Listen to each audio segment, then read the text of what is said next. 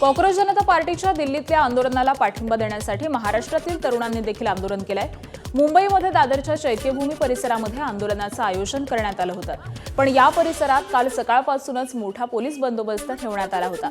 आंदोलनासाठी येणाऱ्या विद्यार्थ्यांना आणि तरुणांना पोलिसांनी चैत्यभूमी परिसरात जमू दिलं नाही। पोलिसांनी या आंदोलकांना ताब्यात घेतलं। तर तिकडे पुण्यामध्ये देखील रेल्वे स्टेशन परिसरातील आंबेडकर पुतळ्याजवळ आंदोलन करण्यात आलं।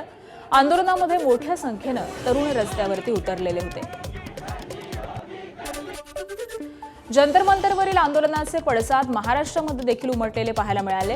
राज्यात अनेक भागामध्ये जंतर मंतरवरील आंदोलनाच्या समर्थनार्थ आंदोलनं करण्यात आली। त्याचाच एक भाग म्हणून काल मुंबईतील चैत्यभूमी परिसरामध्ये देखील आंदोलन करण्यात आलं।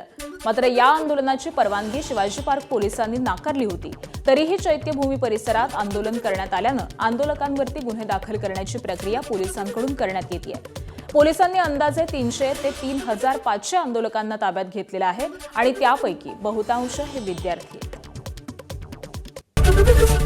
एबीपी माझा, उघडा डोळे बघा नीट।